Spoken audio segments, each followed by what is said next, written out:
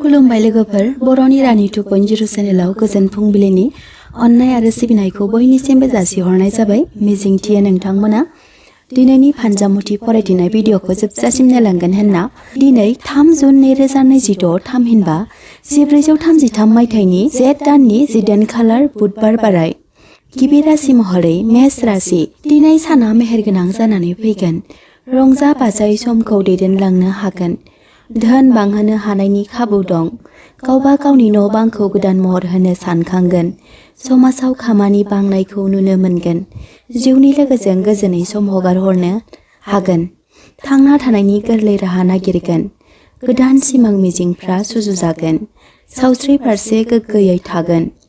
नोंथांमोननि दिनैनि खाफाल गोनां गाबा जादों गोजा आरो गोथां आरो खाफाल गोनां अनजिमाया जादों 4 आरो 9 आरो नोंथांमोननि दिनैनि खाफाल गोनां दिगा जादों सानजा आरो राशियाव नांनाय राहुकाल समा जादों फुंबिलिनि 11:57 मिनिटनिफ्राय 1:39 मिनिटसिम।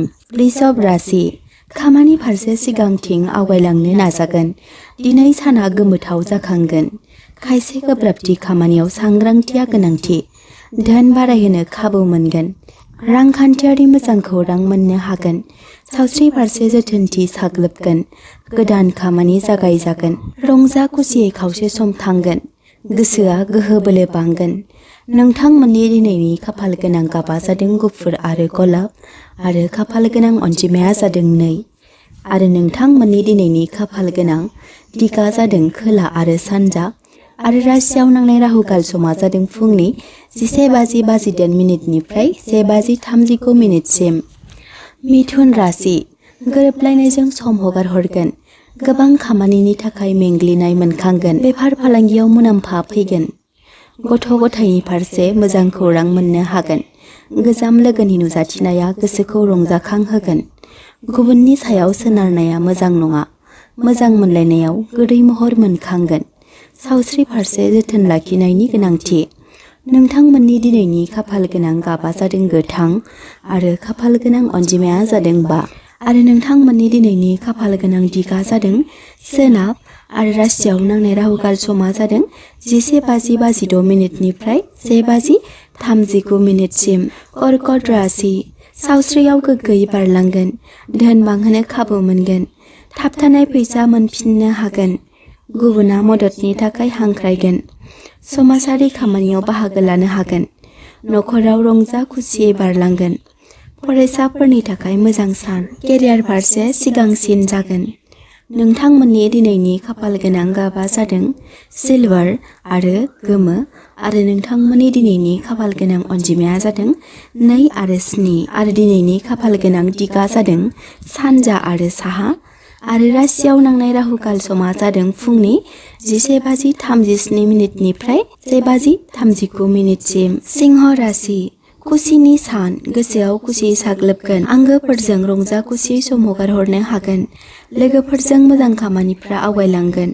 बिदा फंबायनि मदद मोनगोन। गोदान खामानिफोरखौ जागायजेननो खाबु मोनगोन। जिउनि लोगोजों मोजां सम हगारहरनो हागोन। केरियार फारसे सिगांसिन आवगायलांगोन। सेंग्रा सिख्लाफोरनि थाखाय मोजां सान। नोंथांमोननि दिनैनि खाफाल गोनां गाबा जादों केसारिया आरो खाफाल गोनां अनजिमाया जादों 1 आरो 4 आरो नोंथांमोननि दिनैनि खाफाल गोनां दिगा जादों सानजा आरो राशियाव नांनाय राहुकाल समा जादों फुंनि 11:56 मिनिटनिफ्राय 1:39 मिनिटसिम। कन्या राशि। सांग्रांथि लाखिनाया गोजोननि लामा। आखुखौ रैरुब महर होनायनि गोनांथि। सानै हयै रां खरसा खालामनायनि गोनांथि। थासारिया मुलाम्फा गथायगोन।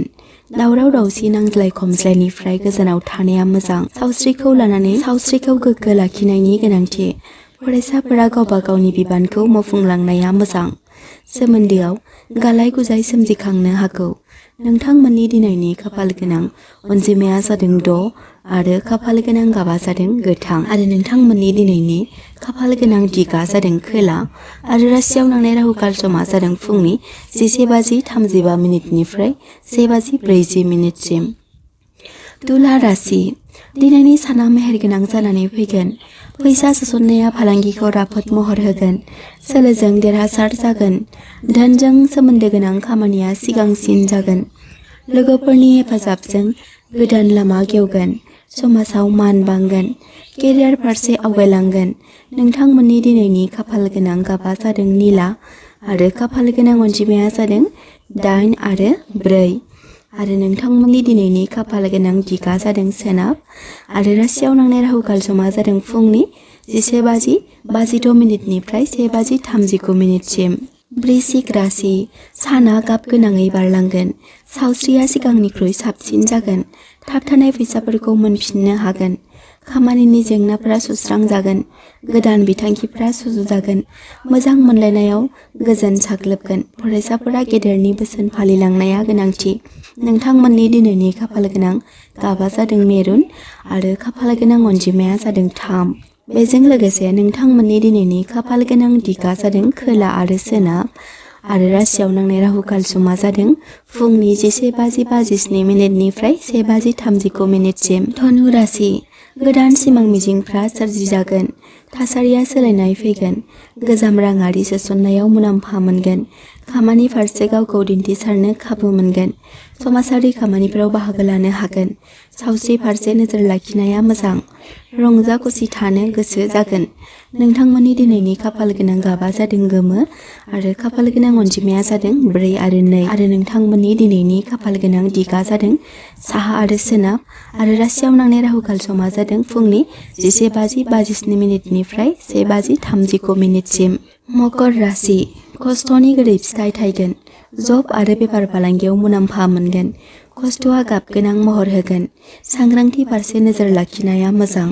खरसा फारसे सांग्रां जानाया गोनांथि। मोजां मोनलायनायाव गोजोन खुसि साग्लोबगोन। आंगोफोरजों मोजां सम हगारहरनो हागोन। धोरोमारि खामानिफ्राव गोसो जगोन।